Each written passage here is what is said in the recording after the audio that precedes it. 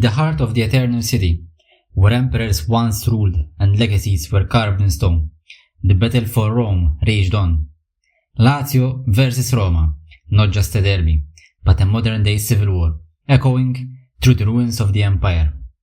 And speaking of civil war, sadly, we also witnessed guerrilla-like scenes outside the Olimpico before kickoff.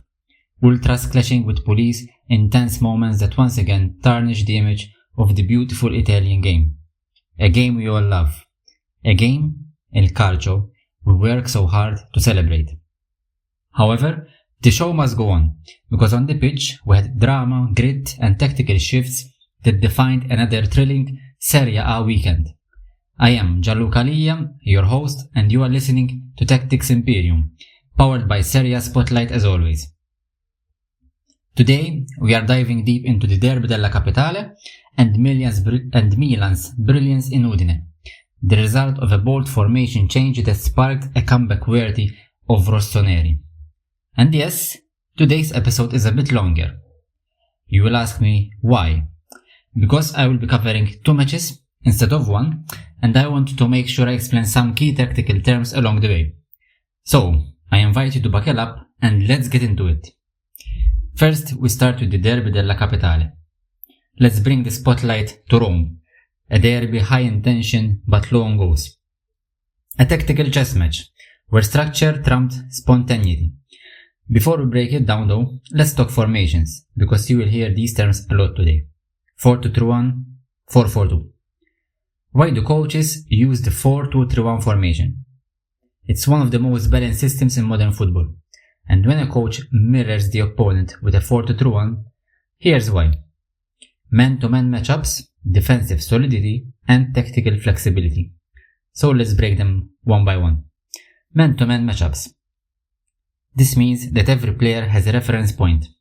The number 10 presses the opponent's pivot, the pivots handle attacking midfielders, fullbacks on wingers, centre-backs on the one striker. Defensive solidity.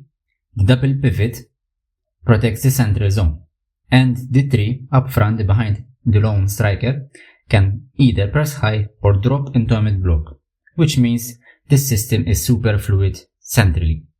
Finally, tactical flexibility, which means that this formation can easily shift mid-game into a 4-4-2 if the number 10, the player exactly behind the striker, joins the striker, a 4-3 if one pivot from the 2 in front of the backline pushes up, and a 4-5-1, which means defending in a low block. The other question, why 4-4-2 in the final stretch of games? You will notice this often around the 75th minute, especially in modern football, especially if a team is chasing or defending a goal. For 3 particular reasons.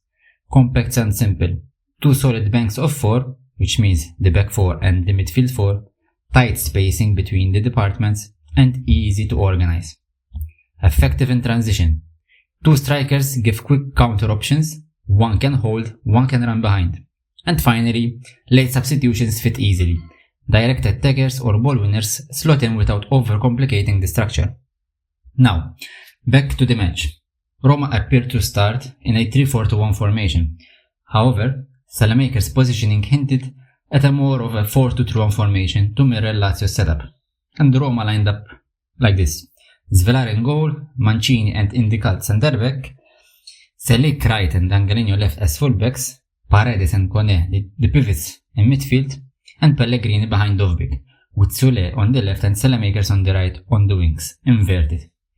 On the other hand, Lazio, under Baroni, also played a 4-2-3-1 formation. Mandas in goal, Gigot and Romagnoli in central defense, Marusic and Luca Pellegrini out wide, Rovella and Guendouzi holding midfielders, Della Bajuru as the 10, with Zaccagni and Desaxen also as inverted wingers, flanking the lone striker Castellanos. Both teams matched up, and that made for a very structured first half. Lazio were defending narrowly, forcing Roma very wide. Pellegrini of Roma dropped deep to connect play, while Sole stretched the right and Angelino pushed high on the left. Roma transitioned back to a 3-4-1 in possession. They were trying to overload the center and draw Lazio wide. but both sides struggled through midfield.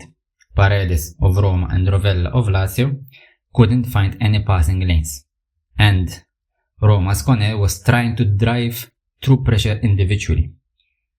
Possession was very slow. The wings saw most of the action, with Angelino of Roma in particular had trouble dealing with Isaacson of Lazio, who was very active in the first half, forcing also Roma's goalkeepers Villar to produce a couple of good saves. Lazio obviously looked more threatening, while Roma had no support for Dovbyk, with Pellegrini being also isolated alongside Dovbyk. Halftime 0-0, low event, high structure. We head on to the second half. Ranieri making a bold call at halftime, Paredes off, Cristante on. However, moments later, Lazio scored from a set piece. Romagnoli found space in the small box, and Cristante kept everyone on side. Roma made an immediate change. Forward Shomurodov on, Pellegrini off, shifting to a 4-4-2 formation with twin strikers to support it by wide play. But it was Sule, Dybala's natural heir, who saved the day. A moment of brilliance, curling one of the bar and just over the line. 1-1. At this point in time now, Ranieri hoped that fatigue would hit Lazio after their European midweek game against Bodo Glimt in the UEFA Europa League. However, Lazio's coach Baroni reacted very smartly, in my opinion. Fresh legs on with Della and Pedro, while Zaccagni and Luca Pellegrini kept causing problems. Nonetheless, late changes from both sides, with Roma even closing in a 3-4-3, had little impact on the match. Which means a derby full of nerves, but not much flair. A tactical deadlock more than a spectacle. Now, let's hop off to Udine, where Friday Milan defeated Udinese 4-0, hitting top gear in a commanding performance, which produced 4 different scorers and the first clean sheet in 9 matches. And I believe that it all started with a decisive switch from a 4-2-3-1 to a 3-4-3. Sergio Conceição's plan worked, and some of Milan's key players finally looked free again. Let's start. Theo Hernandez, Thunder's goal. With the extra centre back behind him, he pushed forward with no leash. Rafa Leao, unlocked. More space, more freedom, and it showed. Both scored, their droughts broken. Also, at the back, Strahinja Pavlovic stood out. Commanding, composed and proactive. Stepped into midfield with confidence, and his progressive run led to Theo's goal. Scored one himself before halftime as well, to wrap it up. In addition, I also want to mention Conceição's comments to Sky Sport after the match, where, quote, "We worked on the back three during the international break. The players believed in it, and it showed. We were compact, solid, and balanced." It was a clean sheet, a statement, and a system that just works for Milan's strengths. The question is, will we see more 3-4-3 for Milan? Time will tell. And also, for our American listeners, Christian Pulisic stats versus Udinese. In 90 minutes, he produced 1 assist, he had 42 touches, he created 4 chances, he completed 74 passes, 74% of his passes, he won all his tackles and made 2 recoveries. Quiet but effective, and part of a cohesive team display. Now, to close out this episode, I want to speak about the 3-4-3 formation which Conceição used. When and why using F3-4-3. So, let's close with a quick explanation. Why the coaches opt for it? There are more or less 6 takeaways from this formation, which are width and overloads, ball playing center backs, protects fullbacks, fast transitions, counter-attacks, great against 4-3-1 formation, and defensive flexibility. Let's go through them one by one. Width and overloads. Perfect for stretching narrow teams, and it creates 2 versus 1 on the wings with wing backs plus wingers. Ball playing center backs. One can step up without leaving the back exposed, because there is still coverage at the back. Protecting fullbacks. Attacking-minded fullbacks, like Theo Hernandez in this case, can get more cover. At the same time, it helps hide weaknesses in defensive fullbacks. Faster counterattacks. The front three can stay high and wide, with the midfield compressing space centrally to win it back. It's great against 4-2-1. It allows a press that mirrors the opponent's setup, can pin them deep, and win the ball higher.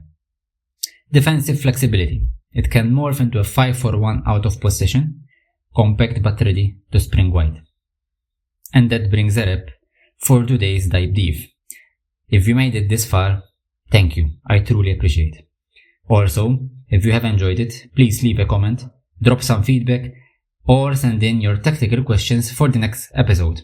Because, starting next week, I will be answering your questions on air. So please, get in touch, send your questions, tell me your name, nationality and favorite team, even if not in this area, and let's nerd out together.